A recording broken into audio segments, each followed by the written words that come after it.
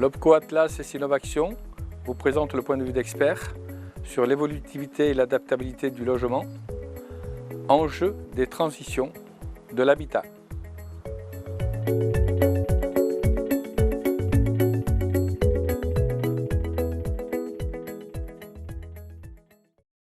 Monsieur Aubry, bonjour. Je vous remercie de me recevoir aujourd'hui dans le cadre de ce projet. Je souhaiterais avoir votre avis en tant que directeur d'un établissement qui est centré sur le logement social, sur les points qui nous intéressent. Et le premier point aujourd'hui, c'est votre perception, comment vous auriez à développer, si vous aviez on va dire, à faire une tribune, à converser, la notion d'évolution de l'habitat et de l'adaptabilité. Oui, alors bonjour, effectivement, c'est vrai que dans ces matières-là, on part de loin. Ce sont des préoccupations qui existent depuis longtemps, mais dont on s'occupe vraiment depuis finalement, à l'échelle des enjeux, depuis peu de temps. On le voit bien que ça va devenir quelque chose d'absolument essentiel sur les années à venir. Pour moi, la notion d'adaptivité, c'est la notion aussi d'inclusivité, c'est-à-dire comment dans notre société, demain, on arrive à accueillir toutes les populations, tout type de population, parce que le logement social, vous l'avez dit, nous avons une mission de service public, nous devons accueillir tous les publics. Et nous devons être en capacité de leur donner des conditions de confort égales, quel que soit leur handicap ou leur difficulté. Quels sont les critères que vous retenez pour avoir un programme qui répond peut-être à un ensemble de besoins? C'est ça, effectivement. Donc on ne se concentre pas que sur le logement, on parle évidemment de l'environnement, du positionnement de la future résidence. Là, on parle de logement de programme neuf, parce qu'il y a l'enjeu de l'ancien. Et on essaie de faire en sorte que tout un tas de services puissent être à proximité.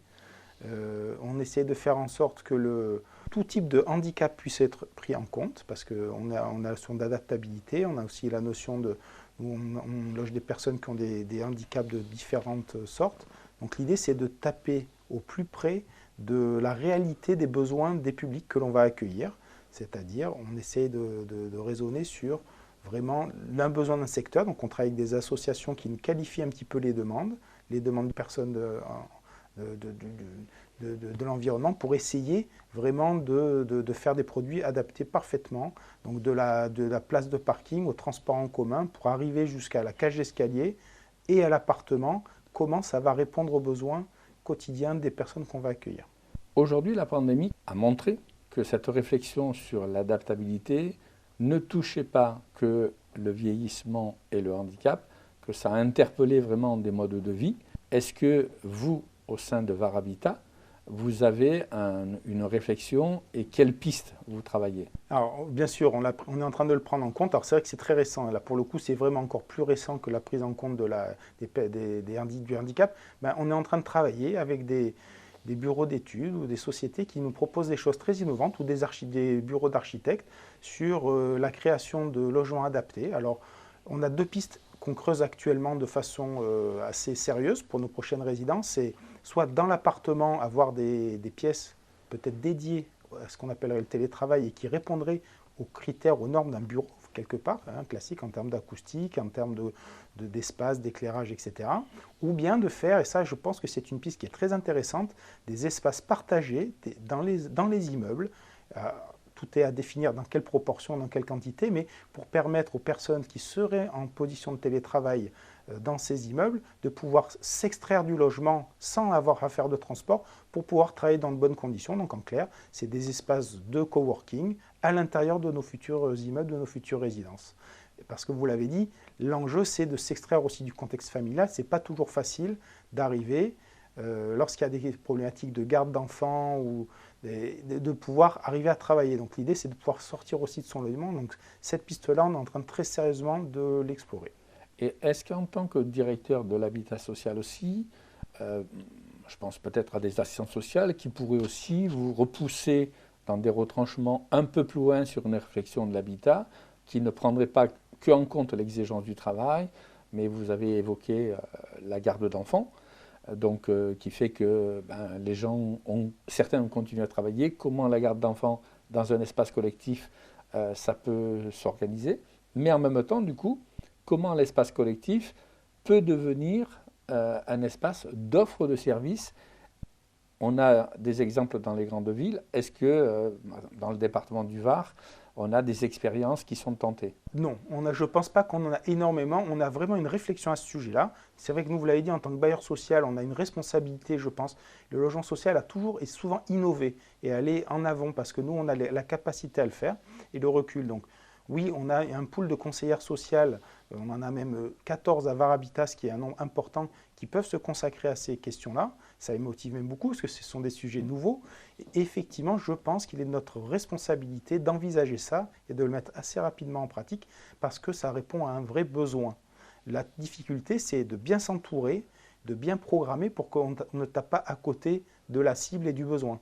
Donc, les mois qui arrivent, on parle de mois pour moi, ce n'est pas des années, et on va commencer à expérimenter ce type de choses.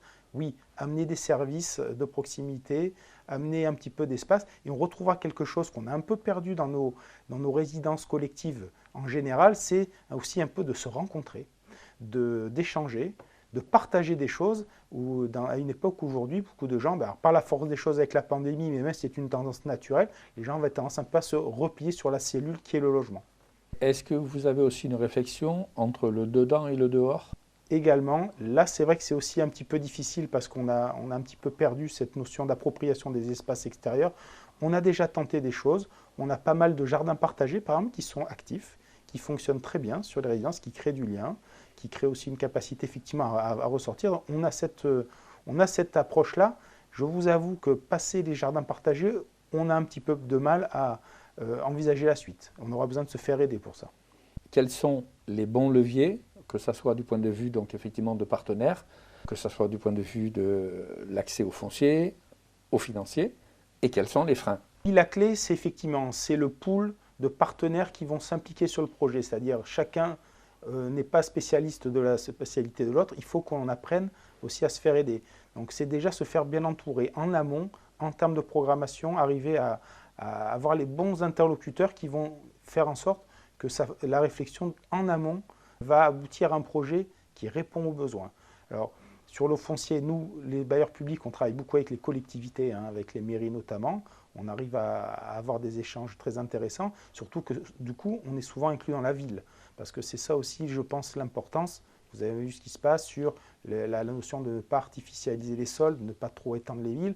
Et je pense qu'on a notamment dans le Var, un vrai enjeu, nous les bailleurs sociaux, à accompagner les mairies, les collectivités, à revitaliser les centres-villes. On a commencé à le faire, à réhabiliter, à transformer en proximité. Donc, on parle de foncier. Pour moi, le foncier, c'est le plus proche des services et des services de proximité et des centres-villes, c'est le mieux.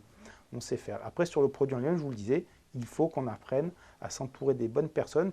Pour le fonctionnement, j'ai compris quelque chose.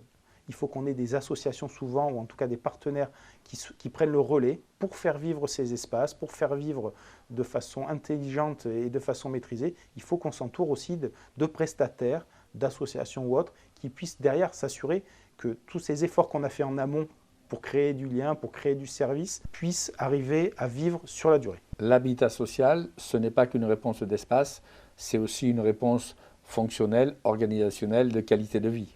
Alors complètement, puisque nous ne sommes pas des promoteurs, et c'est ça la différence, c'est-à-dire que nous ne construisons pas, nous ne vendons pas et nous partons. Nous sommes dans la gestion, dans la durée. Nous accompagnons au quotidien les populations que nous logeons dans leur vie. Et donc effectivement, il y a cette notion où on décloisonne un petit peu juste l'aspect fournir un logement, mais où on s'implique dans la vie au sens un peu plus large de nos locataires pour leur apporter des services et des usages. J'ai beaucoup entendu au cours de ces entretiens initiaux, dans l'habitat social, les gens, une fois qu'ils y avaient accédé, même si leur vie changeait, ces gens-là, ils ne veulent pas partir parce qu'ils ont, on va dire, une institution sociale autour d'eux.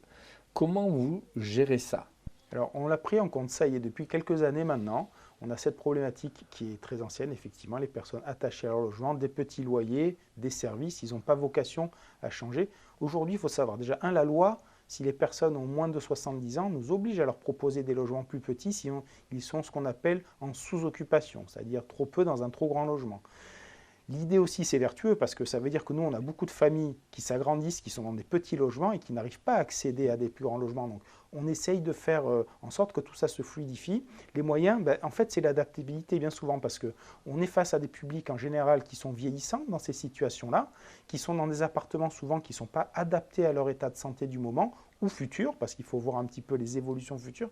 Donc, c'est vrai que de façon brutale, on n'arrive pas à leur dire vous allez dans un appartement plus petit, mais si on fait un vrai travail social d'accompagnement avec nos conseillères pour leur expliquer que dans le logement un peu plus petit, certes, ils n'arriveront pas à caser forcément l'armoire normande, mais ils auront peut-être un ascenseur parce qu'on les aura déplacés dans une résidence où il y aura un ascenseur, une accessibilité facilitée, une douche à la place de la baignoire dans le logement, tout ce qui peut leur compliquer la vie au quotidien. On arrive quand même régulièrement à faire basculer ces personnes-là dans des logements adaptés à leur situation. Et est-ce que vous, dans votre approche sociale aussi, vous avez déjà tenté des expériences sur, on va dire, l'intergénérationnel, l'habitat pour les étudiants en termes de colocation? Est-ce que c'est des choses qui sont acceptables, sachant que ça touche au droit de la propriété? Voilà, c'est compliqué, mais c'est une réalité. C'est une réalité, et puis c'est surtout une belle idée de cet intergénérationnel. On a beaucoup de mal à mettre en œuvre aujourd'hui dans le cadre qu'on a, ce type de projet, vous l'avez dit. On n'est pas, le droit, même la technique n'est pas encore vraiment adaptée à ce type de choses, parce que on pourrait parler de logements modulables aussi, etc. Et c'est vrai qu'on a beaucoup travaillé sur ces questions à VAR Habitat, et on n'a vraiment jamais réussi. Il y a toujours à un moment quelque chose qui coince. Aujourd'hui, on a besoin de mettre un peu de fluidité dans ce type de réflexion. On n'est pas prêt. Et vous parliez de programmation, donc aujourd'hui le lien entre les programmistes et puis la maîtrise d'œuvre, est-ce que dans ce côté recherche-innovation, il vous aide dans la modularité ou est-ce que c'est des choses qui sont encore très loin? On a avancé. Clairement, on arrive à faire des choses maintenant de façon un peu modeste, mais on y arrive. Effectivement, c'est à eux de nous proposer ça, dans la mesure où, je le disais, le logement social est souvent dans l'innovation. Nous, on a les moyens de construire de façon pérenne nos logements, puisque je vous dis, on les garde en gestion. Donc, on est vraiment un bon laboratoire pour ce genre de choses, à mon avis. Oui, on arrive à faire des choses intéressantes, essentiellement pour l'instant sur les parties salles d'eau, sanitaires, etc., pour pouvoir adapter en fonction des évolutions. On n'en est quand même pas, malheureusement, à faire le T4 qui devient 2T2. On ne sait pas encore faire ça, c'est très compliqué. Et pourtant, c'est un besoin qu'on croise au quotidien. Nos familles, elles sont à l'image de la société française. Il y a énormément de séparation. Et souvent, d'une famille en T4, on aurait besoin demain de 2T2 ou de 2T3. Et ça, c'est quelque chose sur lequel on bute énormément et qui grippe le système parce que forcément, ça génère un besoin de logement nettement supérieur et on ne sait pas y répondre. Il faut qu'on s'y penche. Participer à des réflexions de manière expérimentale, parce qu'on voit bien que l'innovation, c'est aussi, on va dire, oser à l'expérimentation. Est-ce que c'est des choses où VAR Habitat est prêt? Ah oui, nous, on serait complètement prêt, parce que c'est pas je vous le dis, on a identifié le besoin, c'est juste qu'on ne sait pas tellement par quel bout le prendre. Donc on est tout à fait preneur de ce type de choses, parce que je pense que ça sera vraiment une des composantes de notre parc social de demain, l'adaptabilité, la capacité à s'adapter aux besoins de populations qu'au-loge. Et aujourd'hui, c'est l'inverse. On leur demande de s'adapter au logement. Ce n'est pas normal. Est-ce qu'il y a des points saillants qui vous permettent de témoigner on va dire, de choses un peu exemplaires que VAR Habitat a pu faire sur l'ensemble du territoire et comment elles se sont montées? Quels ont été les facteurs de réussite? J'ai deux images qui me viennent, deux projets. On a un projet neuf qui n'est pas très loin d'ici, à la Valette du Var, qu'on a monté en plus sur quelque chose qui me plaît bien, parce qu'on était sur une ancienne cité d'urgence à Bépierre, hiver 54. On appelait ça les cités d'urgence. Donc on a démoli, parce qu'elles étaient devenues complètement obsolètes techniquement il y a maintenant 5-6 ans, et on a rebâti à la place une résidence avec vraiment une forte connotation d'accueil des publics divers qui peuvent être soumis à handicap, où on a vraiment, c'était la première fois à VAR Habitat qu'on le faisait à ce point-là, réfléchi en amont de A à Z à l'accueil de tout type de public. Ça va donc, je vous dis, de la conception de l'espace de stationnement, des espaces extérieurs, l'accès au hall d'entrée. On a des portes motorisées de hall d'entrée par exemple, qui s'ouvrent une pour les personnes à mobilité réduite toutes seules, bien sûr des ascenseurs, et puis tout dans le logement a été prévu en association avec donc, des ergonomes, l'association Handitoit qui nous accompagne sur ces sujets, pour pouvoir accueillir des personnes allant de l'UFR, c'est-à-dire des personnes en fauteuil roulant, à des handicaps plus légers. Et aujourd'hui, on a un retour de 5 ans de fonctionnement de cette résidence, ça vit très bien.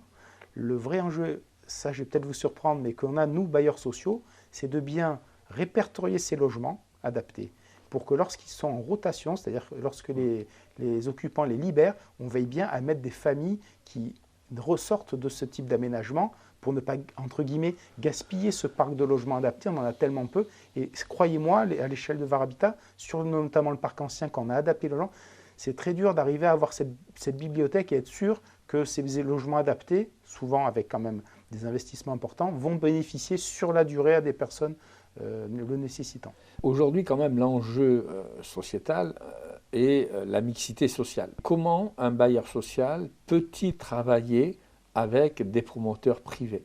Alors, le partenariat avec la promotion privée, à VAR Habitat, ça fait 15 ans qu'on le fait. Donc on est parti de loin, vous avez raison, parce qu'on ne fait pas tout à fait le même métier finalement. Aujourd'hui, on arrive quand même à imposer, nous, bailleurs sociaux, des normes, des standards de qualité, d'habitabilité, de mixité, vous parlez de la mixité sociale, et sincèrement, ça fonctionne bien. Ça fonctionne bien parce qu'on a appris à se connaître. C'est souvent pareil, on ne se connaissait pas, on n'avait pas les mêmes orientations, je vous le disais.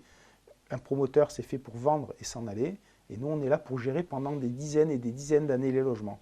On a réussi à leur faire entendre un certain nombre de choses. On a réussi à démontrer que lorsqu'on fait de la mixité dans une résidence construite par un promoteur avec du logement social, lorsqu'on travaille le peuplement, nous le bailleur social, bien avec les collectivités, ça vit très bien. Et les occupants de logements sociaux sont des familles comme les autres, qui ont autant de problèmes et de bon fonctionnement. Donc, on a quand même bien avancé, et je pense, sans vouloir, nous les promoteurs sociaux, entre guillemets, les bailleurs sociaux, on a réussi à faire un peu monter les standards, notamment en imposant des normes. Et aujourd'hui, des freins, il y en a encore, mais il y en a de moins en moins. Donc là, pour moi, c'est quelque chose qui est du concret. Et pour vous donner une idée, sur les 400 logements que produit VAR Habitat tous les ans, on en a quand même autour de 70% aujourd'hui qui est produit par un promoteur privé. Donc c'est un enjeu pour nous essentiel. Comment ils expriment le coût-avantage qu'ils ont? Qu'est-ce que vous leur amenez comme, je dirais, visibilité, crédibilité pour les décider? Souvent, ils n'ont pas le choix. C'est parce que les PLU des communes où ils s'implantent leur imposent un quota de logement social dans leur promotion. Donc à la base, c'est sûr qu'ils ne seraient pas forcément venus nous chercher s'ils n'avaient pas eu l'obligation. Mais on leur apporte, je vous dis, on leur a apporté quand même une certaine vision de la pérennité des ouvrages, surtout des équipements. Nous, comme on gère les équipements, on est très vigilant à ce qu'il n'y ait pas trop de... Les expérimentations, c'est très bien, mais il faut veiller à ce que les expérimentations ou les nouveaux dispositifs que l'on met n'apportent pas autant de frais que d'économies. Vous voyez ce que je veux dire, sur notamment des systèmes, par exemple, de chauffage innovant, de chauffage d'eau chaude, qui sur le papier sont très intéressants, mais dont les coûts de maintenance, qui sont beaucoup plus élevés que des systèmes anciens, balayent complètement l'économie finalement le locataire. Donc nous, ce qu'on leur a amené peut-être, c'est de dire la pérennité, on leur a enlevé un peu de poudre aux yeux, quoi. Nous, on ne veut pas faire de poudre aux yeux, on veut faire quelque chose qui soit à l'usage efficient. Et ça, c'est quelque chose qui était difficile quand même. Tous les enjeux aujourd'hui autour de la transition numérique avec la domotique, vous êtes plutôt sceptique? Pas forcément, parce qu'il y a des systèmes de domotique qui fonctionnent très très bien. Un exemple tout simple, la domotique de base, qui existe depuis des années, mais qu'on ne mettait pas avant. On a supprimé toutes les manivelles de nos volets roulants lorsqu'on crée des résidences neuves, on met systématiquement des volets électriques. Pourquoi? Parce que adaptabilité, comme ça on est appareil sur ce point-là, mais et qu'on a constaté que c'était des technologies fiables qui, à l'entretien et en pérennité, n'étaient pas plus coûteuses que de mettre des manivelles que les gens souvent manipulaient mal et que on devait remplacer beaucoup plus souvent. Donc cette brique-là qui est éprouvée, on l'a généralisée. Il y a d'autres systèmes qui sont généralisables, mais par exemple, là où on voit un petit peu des difficultés, c'est sur la domotique de gestion, par exemple, de tout ce qui est chauffage dans l'appartement, où on met des placards avec des écrans aux gens pour gérer des choses merveilleuses, hein, selon les heures, les pièces, etc. On voit que ça, ils ne le comprennent pas. Il faut un bouton plus-moins et un bouton on-off, si vous voulez.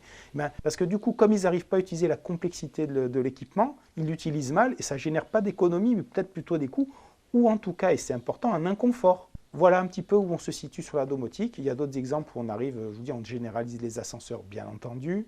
Il faut qu'on fasse les choses de façon vraiment en passant l'efficience. Pour moi, c'est le maître mot. Pas de poudre aux yeux, de l'efficacité, du confort d'usage pour les occupants. Et en qualité de gestionnaire, vous arrivez à rester dans une enveloppe financière qui vous permet de continuer à avoir des provisionnements pour des investissements. Aujourd'hui, comment vous vous organisez dans cette approche? L'approche, elle est claire, effectivement. Je vous dis, dans la mesure où nous, on est là pour durer et on a besoin d'envisager l'avenir, sur les enveloppes financières, on met les budgets nécessaires à nos opérations. On n'est pas dans une notion de cost killing, de réduction des coûts à tout prix, au contraire. Et on a toujours cette part d'innovation qui est ouverte. Il n'y a aucun problème. Un conseil qui pourrait être donné à des candidats à la présidentielle, par exemple, donc des pistes aujourd'hui à des partenaires, ça serait quoi? L'innovation, oui. L'adaptabilité, oui. Envisager l'avenir, je pense qu'on ne l'a pas assez fait, il faut le faire. Mais ce que je demande, c'est soyez un minimum réaliste aussi. Le réalisme n'est pas forcément un frein et souvent il est perçu comme ça. Ne nous inventez pas des systèmes trop compliqués. N'essayez pas d'être forcément trop ambitieux à la base. Essayez de faire des choses qui puissent s'appliquer dans le quotidien, dans la réalité des gens qui vont vivre ces bâtiments et ces environnements pour qu'on ne gaspille pas d'argent et qu'on amène un vrai service. Soyez quand même réaliste, c'est ça que je veux essayer de dire. Je suis désolé, ça peut paraître être un manque d'ambition, mais nous, à notre échelle, on le vit. On a besoin de faire des choses existent, mais il ne faut pas se tromper. C'est pour ça qu'on a besoin des chercheurs aussi, l'expérimentation c'est ça. Et moi je pense qu'on doit être dans l'innovation, mais que lorsque l'on généralise, il faut qu'on soit sûr, à peu près sûr, que l'on est dans des choses qui vont bien marcher sur la durée et apporter ce que l'on a envie d'apporter, c'est-à-dire une économie, un service, une fonctionnalité, un confort. Et pensez à ça, il faut penser vraiment au final à l'utilisateur qui va utiliser toutes ces technologies, tous ces équipements. Est-ce que vous ne pensez pas qu'en France, on est capable d'être innovant, mais on rate quelque chose? C'est souvent l'évaluation de cette innovation. Complètement, ça vous avez raison. Et d'ailleurs, on sent que ça aussi ça bouge parce que je vois que dans les derniers labels d'éco-responsabilité ou autres, il y a des missions qui viennent 1 an, 2 ans après, vérifier le fonctionnement et la vie de tout ça. Donc je pense qu'on l'a pas mal loupé parce que ça aurait permis d'éviter bien les erreurs pour le coup d'après. Mais la culture de ça est en train de venir, je pense. Il faut évaluer, il faut rééchanger derrière pour essayer d'optimiser. C'est le principe de l'amélioration continue. Hein. C'est comment on arrive à planifier, à mettre en œuvre, à vérifier et à modifier en fonction, c'est la route d'Heming, à vérifier comment on pourra améliorer le système en permanence.